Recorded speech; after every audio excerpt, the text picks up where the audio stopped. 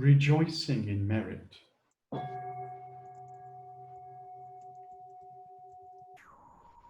I rejoice with delight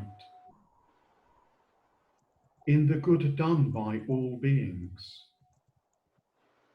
through which they obtain rest, with the end of suffering. May those who have suffered be happy. I rejoice in the release of beings from the sufferings of the rounds of existence. I rejoice in the nature of the Bodhisattva and the Buddha, who are protectors. I rejoice in the arising of the will to enlightenment and the teaching, those oceans that bring happiness to all beings and are the abode of welfare of all beings.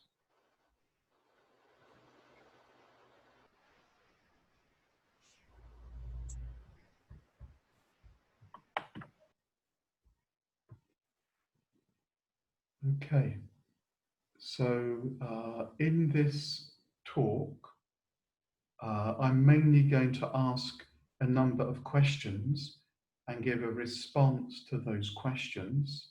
There are a series of question words: what, why, when, how, and I'm going to shed some light on the verses I've just read.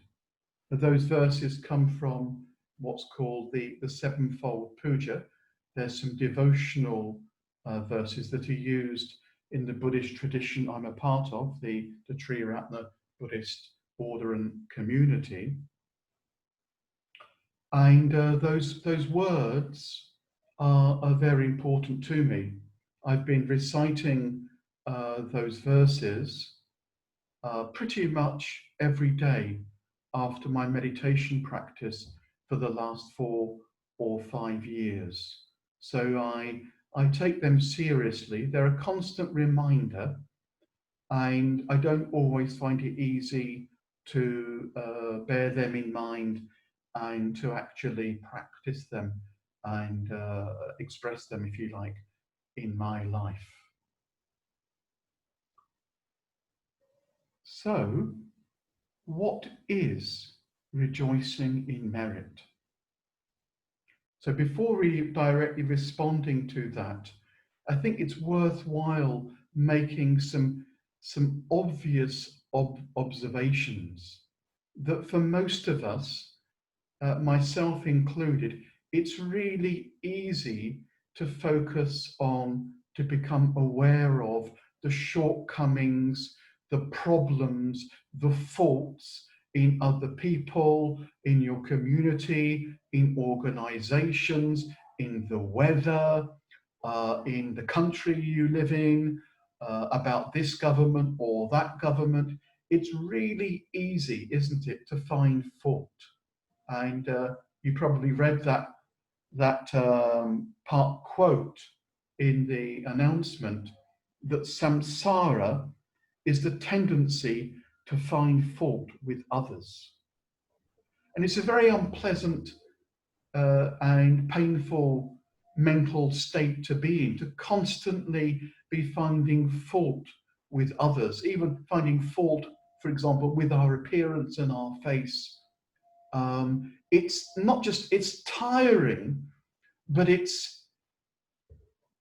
just promotes and strengthens the whole habit of ill will, resentment, and dissatisfaction. There's kind of no end to it. There's always something that we can criticize. There's always something we can find fault with. It's a very, very tiring, poisonous habit. Yeah? And maybe there's some rational evolutionary reason for this negativity bias. But generally speaking, in the 21st century, this habit doesn't really serve a helpful purpose anymore. It's something that really that we should be growing out of, because it doesn't really help ourselves, it doesn't help our friends, our loved ones, our relatives, our communities. It doesn't help us as citizens of the country that we're living in.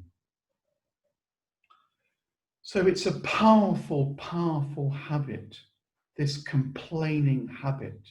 I remember about 25 years ago,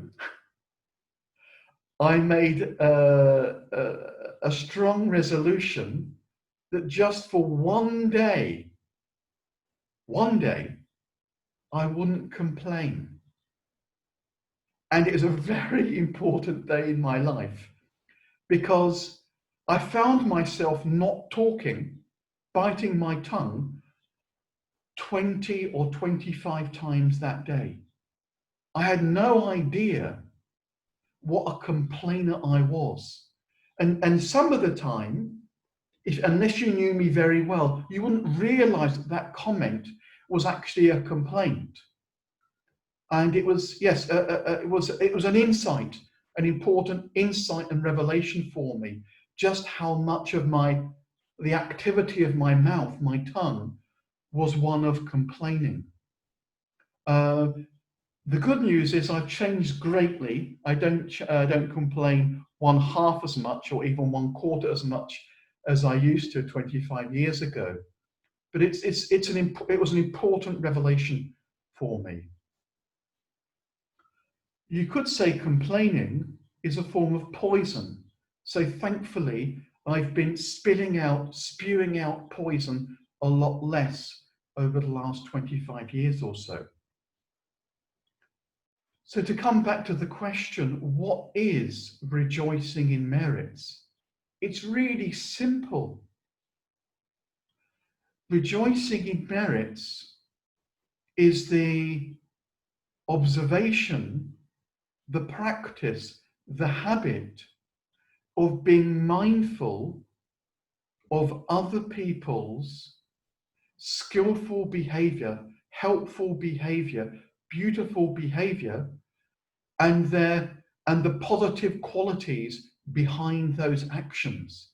It's a mindfulness of people's virtues and positive habits and qualities. And it's not just an awareness of people's positive habits, but that is a very important thing to be aware of. It's also the expression in speech, words, writing of that awareness. So it's an awareness of people's positive qualities and the activity of giving voice to that or expressing that. And for most of us, as it was for myself, it's a training. Yeah, the tendency to find fault for most of us comes a lot easier. So it needs to be, if this awareness is to become a powerful force in our life, we're going to need to train ourselves. We're going to need to make a practice of noticing people's positive qualities and giving voice to our awareness of that. Ideally, our delighted awareness of that. But there's one thing I want to warn against, or to emphasize. Now, rejoicing in merits is not about flattery. It's not about saying anything that may or may not be true just to make someone, in inverted commas, feel good. Yes, it's not about flattery. Flattery is the near enemy, or even the poisonous enemy of rejoicing in merits. It needs to be truthful. Truthfulness is another ethical virtue. Yeah, it needs to be both truthful and appreciative, both. We can't have just one of those. If we have truthfulness without kindness, if we're not careful, it can be brutal. And if we have, in inverted commas, kindness without truthfulness, well, that can just be mere sentimentality and flattery. We need to train ourselves to bring both of them together, a kind truthfulness and a truthfulness that's kind. And that isn't easy for most of us. Most of us have a habit of veering towards either being, if you like, nice or being a bit overly blunt. We need to train ourselves in truthful rejoicing and rejoicing that is truthful.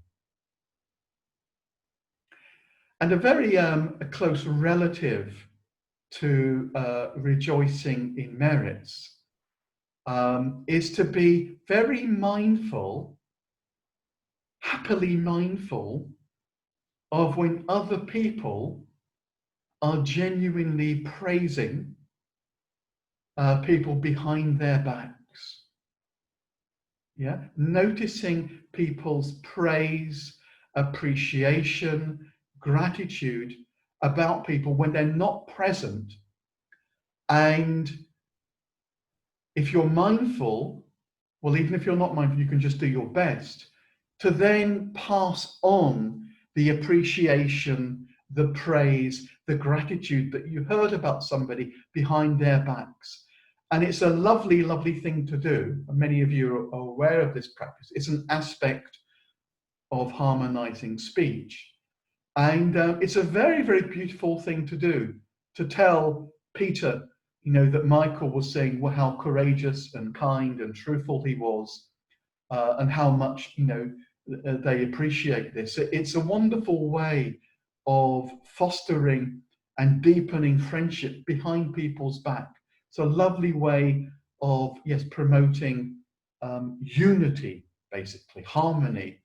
And what I find that's a really beautiful observation that makes me very, very happy is that in 8 times out of 10, the person then spontaneously expresses how much they appreciate the person who's just had their words passed on, or how much they appreciate some of their good qualities. It's a very, very lovely thing to notice, a very, very lovely thing to share. So I would wholeheartedly encourage you to be mindful of people speaking well of people behind their backs, and to make a point of sharing that with the person.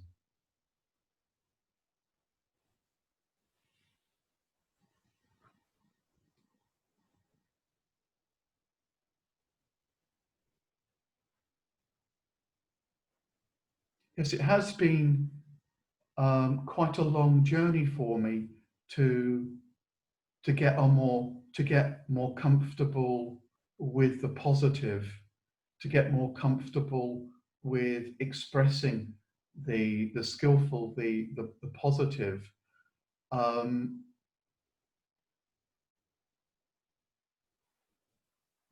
used to be obsessed with the view that I was fundamentally bad, and even at its worst, that I had a belief that I was evil. So I had quite a lot of conditioning to acknowledge and transform. And after some time, a few years of Buddhist practice, it was my focus to notice positive emotion and try to express it, because I found it frightening, really. I used to find it quite threatening and scary. It would leave me sometimes really vulnerable. I would not really know how to express my positive feelings. I remember in one quite extreme occasion, having extremely strong positive feelings towards a certain man who had a huge influence on my life. I was utterly threatened by these feelings, these positive responses. It took me about 4 or 5 years to resolve the challenge of having positive feelings towards somebody. It's real, isn't it? A shame. I feel almost sad and somehow feel a bit weird saying that.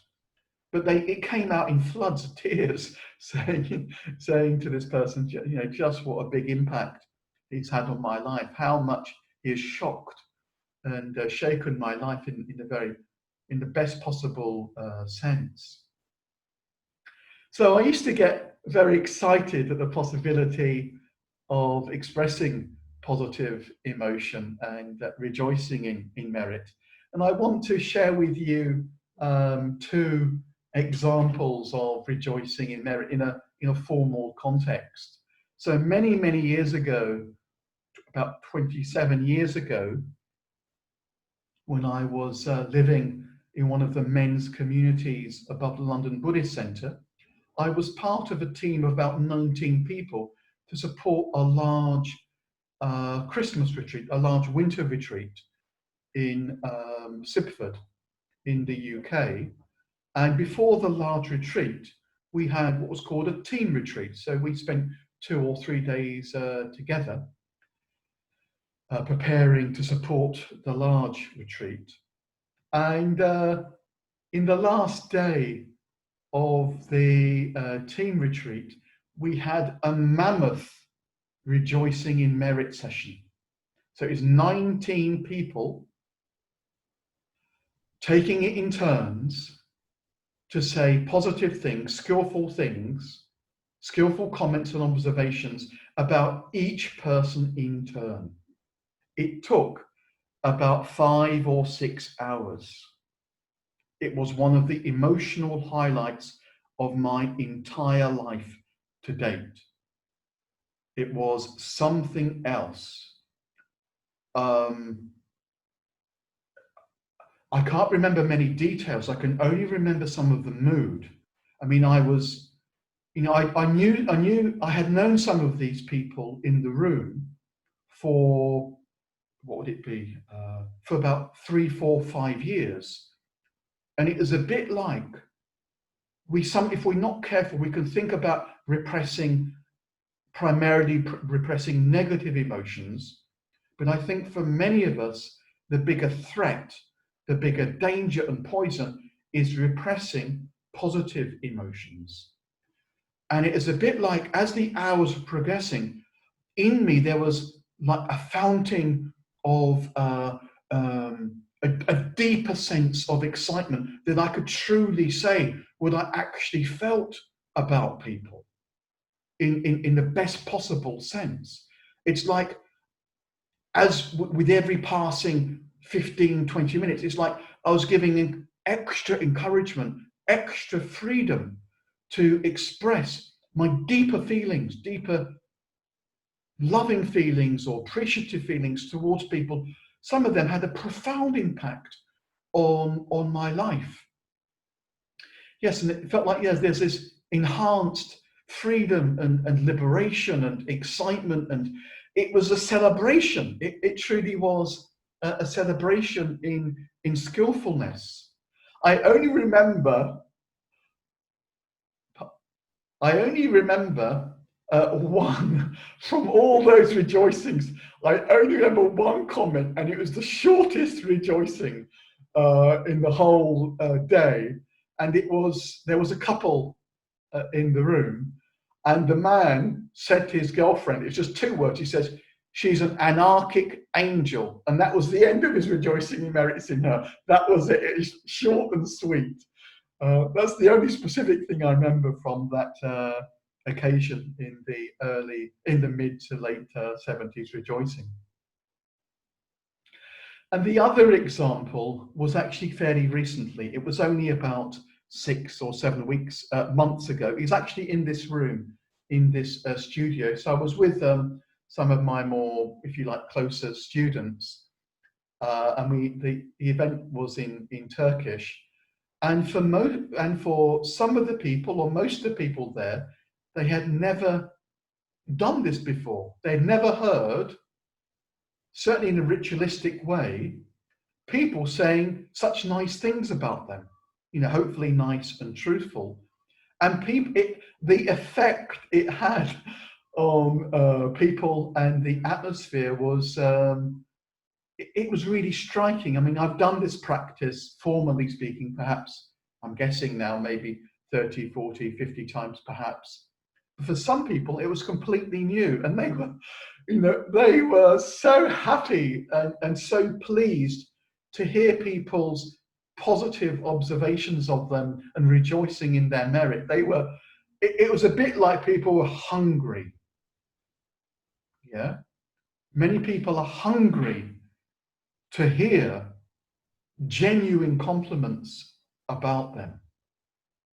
And I think it's a valid hunger. It's an understandable hunger. We do hunger for appreciation. We do hunger for love. We do hunger to be rejoiced in. And it was really lovely to see that in some people's faces and in their tone of voice in that event 6 or 7 months ago.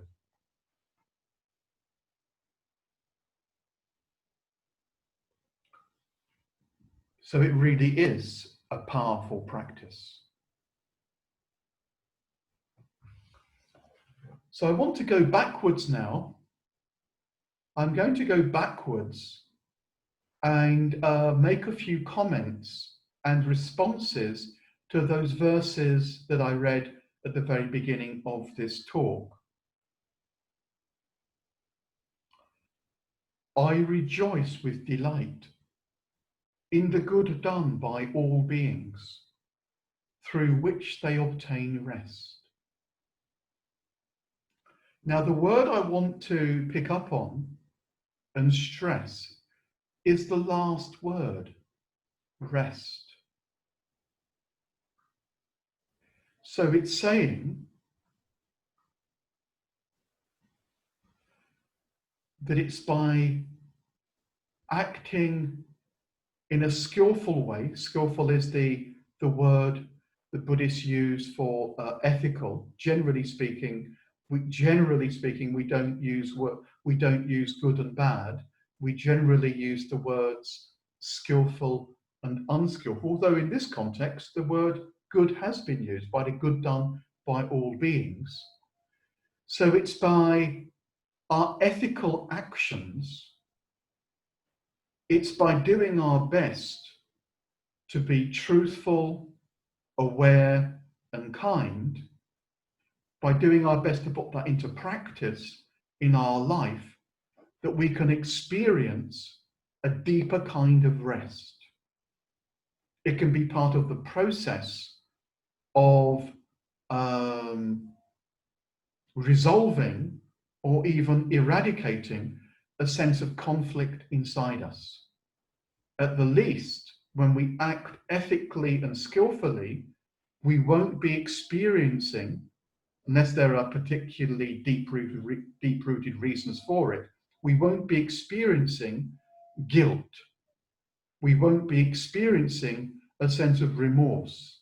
Yes, we'll have a clear conscience. And a clear conscience is something that's highly valued in Buddhism. So it's by being skillful that we can, on an existential level, that we can rest more deeply.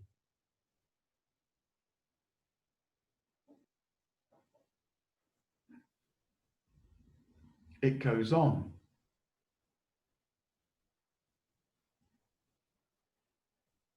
I rejoice in the release of beings from the sufferings of the rounds of existence. I rejoice in the nature of the Bodhisattva and the Buddha, who are protectors. Now, I'm sure most of you know the word Buddha.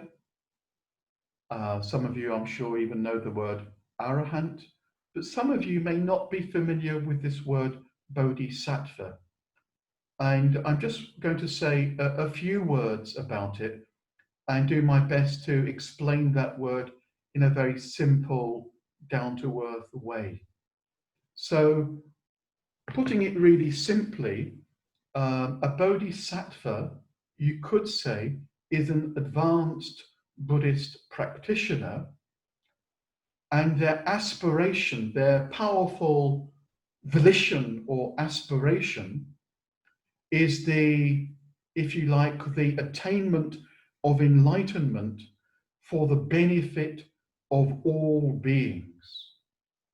So there's this powerful altruistic motivation in the way that they approach and live out the spiritual life. Yes? So they really, if you like, care about all beings. It doesn't even say human beings. The phrase is all beings. So that would, of course, include animals, and by extension, we can include the whole of the natural world. So there's a strong, compassionate emphasis in, if you like, the bodhisattva ideal.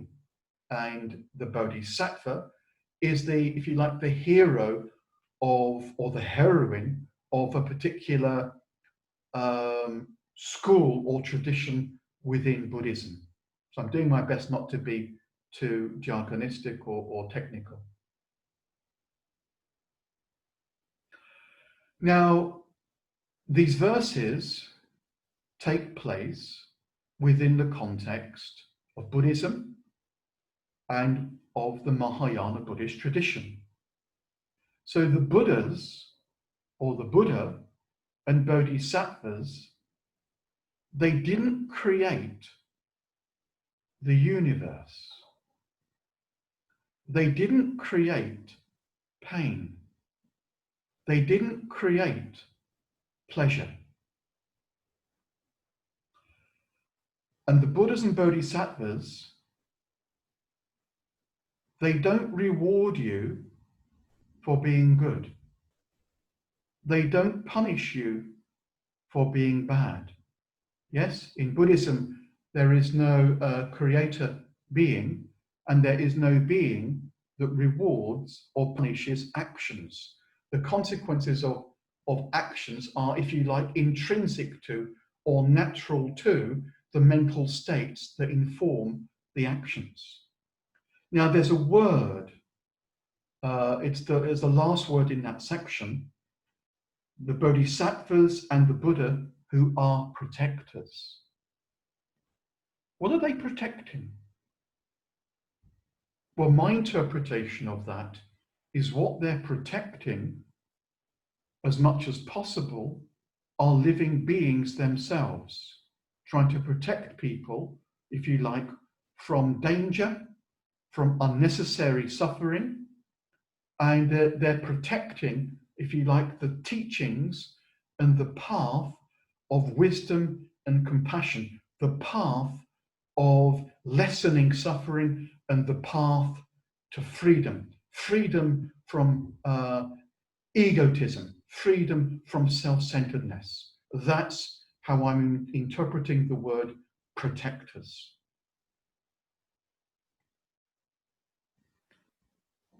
Let's go on. It says in the verses, I rejoice in the arising of the will to enlightenment and the teaching, those oceans that bring happiness to all beings and are the abode of welfare of all beings. And here, I just want to pick up on one word, and that's the word teaching. And I want to share with you, Buddhism is a vast body of teachings, doctrines, and practices. It's vast. And if we're not careful, we can get lost and confused in what's on offer. There are so many different colors, so many different sweeties, if you like, in the vast Buddhist sweet shop. And if we're not careful, we can get lost, overly excited, and even, very confused. But I want to pick up and highlight two teachings that I love within the Buddhist tradition. The first teaching, I think probably most of you have heard, because I talk about it regularly in my classes and courses. And that's the teaching on the two arrows. The two arrows. Its technical name is the Salata Sutta. The Buddha claims in this teaching that people, ordinary people, and advanced practitioners or Buddhas, that they all experience pleasant, unpleasant, and neutral sensations.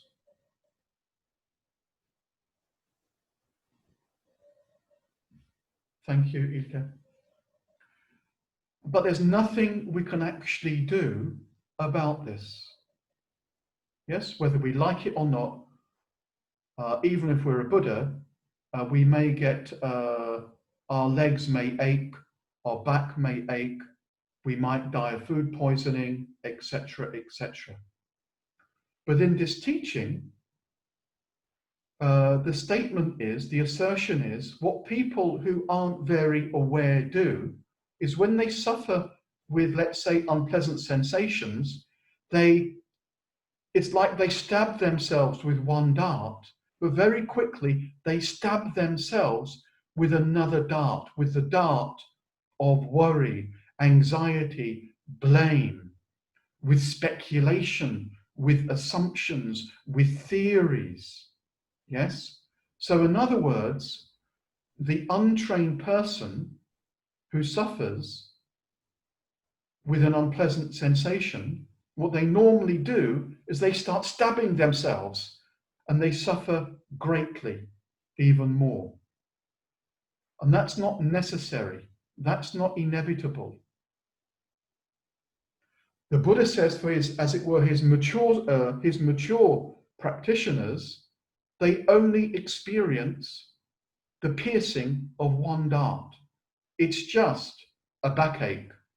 It doesn't have to lead to loads and loads of thoughts that they take seriously about being paralyzed for the rest of their life, about getting really anxious, about blaming their doctor, about blaming their parents. So it's very, very important in this teaching to be really mindful of what's happening in your body. And a good way that we can lessen our suffering is by being aware that we don't have to believe our thoughts. Okay, some of our thoughts are helpful, but many of our thoughts are both unhelpful and untrue. It's just a theory. We have very little evidence often for the theory, the thought, the assumption in our mind. And another way to lessen the suffering of the second dart is to recognize and know that these thoughts and these speculations are impermanent, even insubstantial. They're not ultimately real. So that's the first teaching that I really love. The second teaching that I'm going to mention goes like this. Be quick to do what is morally beautiful. Restrain the mind from evil.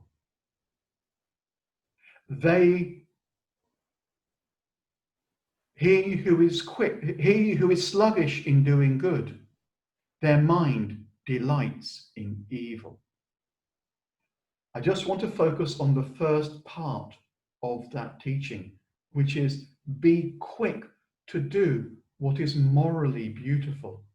So as I alluded to earlier, I think so many of us do experience positive responses, positive emotions, but quite often, just as it was true for me in the past in particular, we can start feeling a bit uncomfortable or even insecure that we had a positive response to somebody or something, or such a strong positive response. We can start experiencing doubt and shyness and lack of confidence and worry or anxiety. If we express this, people might think that we're silly, or we might get really vulnerable, etc. So the teaching here is about promptitude. Promptitude means speed, Yes? So if you have the impulse to say something positive, nice, skillful to somebody, don't wait. Please fire off, that email or speak to them. Let them know. Yes? Don't let, because if you don't express this skillful response, the skillful action may never happen. And in extreme cases, if we're slow to act on something skillful, like giving away money, for example, to help somebody or a group of people, it could even result in death. If they don't get the money in time, it's possible that they could die. Yeah, so it can be, very, very, if you like, existential and very serious. That's on the extreme end. But on the more, if you like, mild end, it would just be a tragedy if love that is experienced, appreciation that is experienced, isn't expressed in the world. And the great thing is, when you express love and express rejoicing, it strengthens the love, it strengthens the rejoicing in the world. It doesn't just stay static, it grows. So that's a very encouraging and wonderful aspect of that.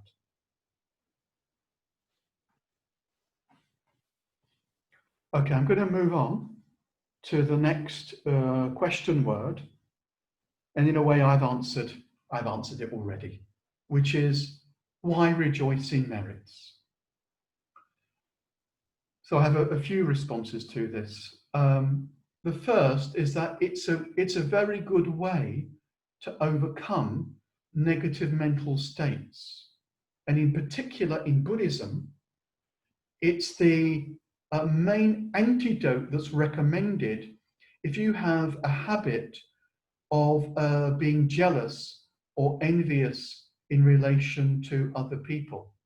Yes? It's because you're focusing on what is skillful. You're focusing on other people's happiness, and you're doing your best to express your gladness and your awareness of that. Quite often, or fairly regularly, people want to meet up with me and talk about something, often a difficulty or a problem. And quite often these problems cluster around two areas. One is in relation to their marriage and their sexual relationships. And the other is in relation to their work life, really. So I quite often hear people's sort of intimate difficulties and secrets, etc. And the question I often ask is, when was the last time you experienced appreciation towards your husband? When was the last time you rejoiced in your husband's or your girlfriend's or your boyfriend's merits? And this can be like a bit like a shocking question. It's like, oh, sometimes I hear things like months ago, or, well, I haven't done it for ages. And I also ask, when was the last time they expressed their appreciation or their rejoicings in your merits. The other area, of course, as I mentioned, is in the workplace. When was the last time you expressed appreciation, gladness, and happiness for the hard work of some of your colleagues, or for some of the positive qualities of your colleagues? And very often, there seems to be very, very little rejoicing. And I'm suggesting that being mindful of people's positive qualities, and more importantly, in those contexts, expressing those positive qualities to the person's face, is a wonderful healing and a unifying activity.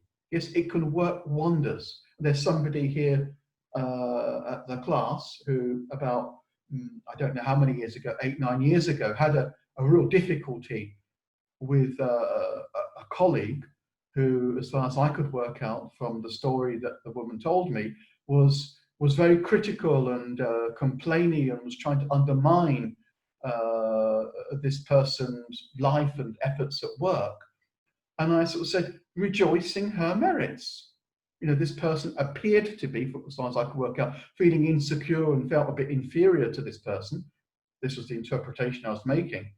So this person took it upon themselves to take opportunities to rejoice in the merits of their co-worker. And the way she reports it, it just worked miracles. It not only was this person her main difficulty in her life, but this person became like close friends with this person, was became quite intimate with her. It was a complete turnaround, and it's lovely to hear that.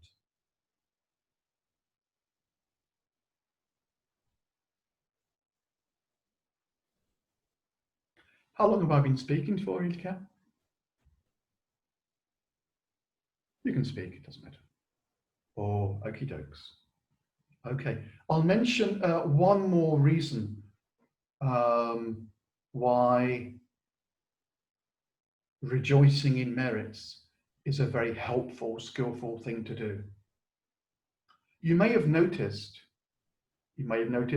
for yourself that people very, very often have fixed ideas about themselves. They say the same story. They express the same underlying belief or view about themselves. Yeah, over and over again. We can even do it to the grave. And very often, though not always, these views are limiting views that are negative. Yes, we can live in a fairly, if you like, tight kind of prison of limiting self-views. Now, when we rejoice in people's merits, it can be a revelation. Really? You think I'm like that? Is that the way you interpret my behavior? It never occurred to me. It happened just 35, 40 minutes ago with Ilka. I don't particularly think of myself as a courageous person. I think, right, yeah, I think that's probably true, actually. Yeah, it was a crazy thing to do to come to Turkey. I don't know, you have to be either very courageous or absolutely crazy. It has to be one of those two things. Wow, maybe I should go with that interpretation. It can be a wonderful way of helping to loosen the bonds of self-restriction, of self-view, if you like. So that's another way we can help our friends, if you like, on the path. We can rejoice in them and help them to have a much bigger and truer perspective of themselves.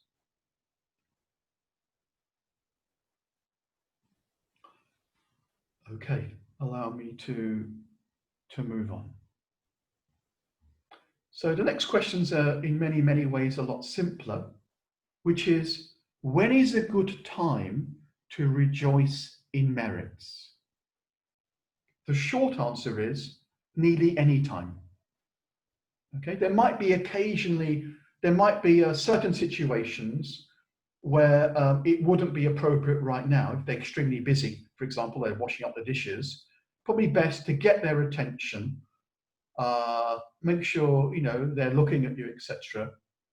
If you're one-to-one.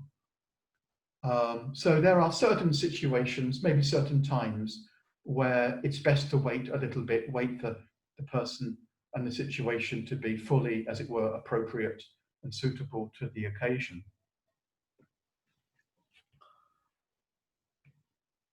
In one of my favorite passages by Vajracaksu in his book, The 10 Pillars of Buddhism, he talks about rejoicing in merits as being one of the main forms of kindly, the main forms of kindly speech. And I'm just going to read you what he said, what he wrote. He writes, just as harsh speech poisons the atmosphere, so kindly speech, the positive counterpart of abstention from harsh speech, purifies and invigorates it. Kindly speech is like the warm rays of the rising sun that cause leaves to expand and flowers to open. People often do not realize how positive an effect can be produced by a few friendly words. Kindly speech, or affectionate speech, as we can also call it, should be habitual to us, not just something we keep for use in emergencies or for special occasions or special people. So kindly speech and rejoicing in merits should be habitual to us, not just something we keep for use for some people. One little thing I do, one little practice, if you like, that I do fairly regularly on Facebook is when it's people's birthdays, I just pause and I reflect on 3 of their positive qualities, and I just rejoice in 3 of their positive qualities very briefly. And even that, those few words, sometimes has a great effect, it seems, on people receiving them on their birthday. So I need to move on. So my next question is, how can we rejoice in merits? Well, we can do it one-to-one with just one person. Maybe we could call a group of friends together, 3, 4 friends together, and say, right, let's meet up and rejoice in each other's merits for say 10 or 15 minutes and just see what happens. It could be in a small group, a large group, like I mentioned back in the 90s. There's no reason why you can't do, send a short message in a text. No reason why not, on Facebook or in an email. It could even be a voice recording. You think of a new merit of your friend, for example. You could do a voice recording, send it to them. It could be a live recording, and then send off the recording. Could be formal, could be informal. It could be spontaneously. It could be part of your way of life. It could just be part of the way that you communicate. Yes? This noticing that I mentioned much early on could, as it were, become second nature.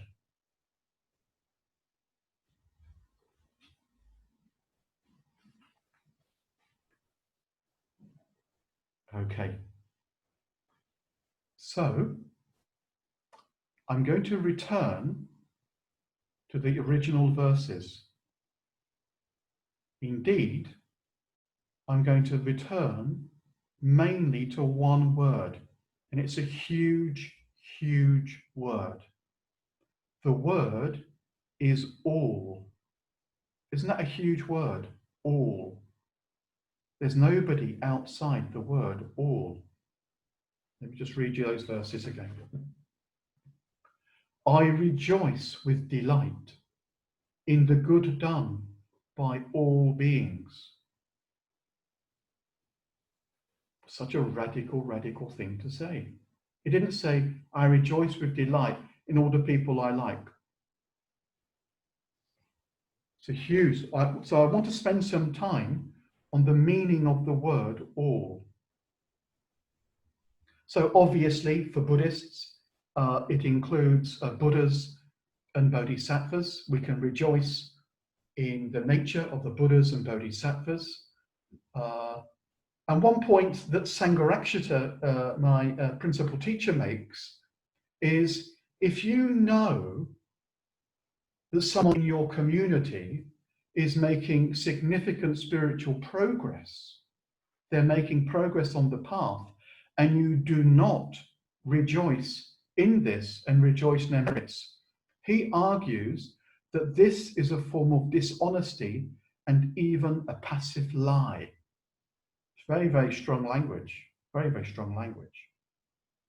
We can rejoice in the great helpers of humanity. We could also include animals, of course, people who are helping the environment. It could be musicians, painters, could be eminent scientists, it could be philosophers maybe. Who are your heroes or heroines in history? Who are your cultural or musical or literary heroes and heroines? We can rejoice in these figures. Two of my kind of old heroes, if you like, are Muhammad Ali. I'm a great admirer of Muhammad Ali, Martin Luther King, Ambedkar, Vajracaksu himself. So it's good to rejoice in these great, if you like, helpers of humanity and animals and the natural world. As I've said already, the word all, it includes people that we find difficult. Even difficult people have virtues. It includes people whose politics we don't like, whose politics we might find repugnant. They still may be kind to their daughter. They might be, they might show great elements of mindfulness. They could be really considerate and generous to some people. Yes, even people whose politics we really, really don't like have virtues, and we can rejoice in them. It even includes people who in the past, at least on one occasion, have been intensely unskillful. It might even include people who have killed animals or killed another human being. I can think, without of course giving names, I can think of 4 people I know, directly know and one indirectly know, who have killed another human being, for example. And I'm aware but they also have positive qualities. Yes, we can even rejoice in the merits of people who in the past, out of blind ignorance or hatred, have killed other living beings, human or otherwise.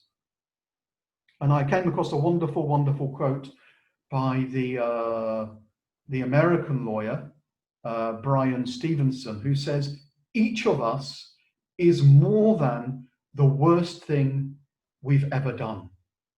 I'm going to repeat that.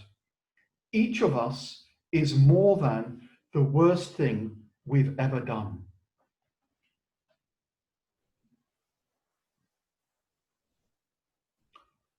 Okay, I'm almost finished. I've really got just 2 main points to make. So rejoicing in merits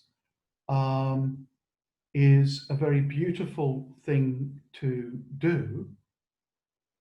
Sometimes it takes a bit of boldness and confidence, even courage, to do that. But the other side of rejoicing in merits is, what do you do if somebody is rejoicing in your merits? Yeah, it's not always easy. As I mentioned earlier, our ideas about ourselves may block, if you like, the impact of a friend or a colleague saying positive things about us. So the other side of rejoicing in merits is doing our best to be open and receptive when somebody else is rejoicing in us. Yes, it's not very kind or even polite to try to dismiss the scope or the truth of someone rejoicing in us. Yes, it's not skillful to be self-deprecating. It's not skillful to dismiss what your friend says about your strengths. So it's probably best just to take, a deep breath, look our friend in the eye or our colleague in the eye, and do our best to thank them as fully as possible. That's probably the best, the most skillful thing we can do, is do our best to be open and gracious. Something else I haven't mentioned yet, and it can be very, very helpful, is we can also spend time, even just minutes, few minutes, 5 minutes, 10 minutes, reflecting on, thank you, reflecting on our own merits. What do you truly believe in your head, in your heart, are some of your positive qualities? You may even become aware of positive qualities in yourself that other people don't recognize. And that's great. We can enjoy that. We can recognize that. Yeah, so we can even rejoice in a natural and honest way in our own merits. So I want to give the last words to Shantideva. Rejoicing in merit.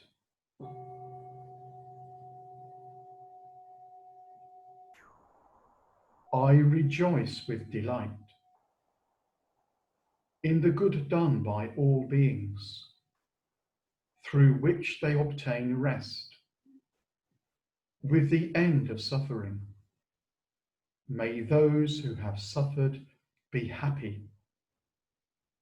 I rejoice in the release of beings from the sufferings of the rounds of existence. I rejoice in the nature of the Bodhisattva and the Buddha, who are protectors.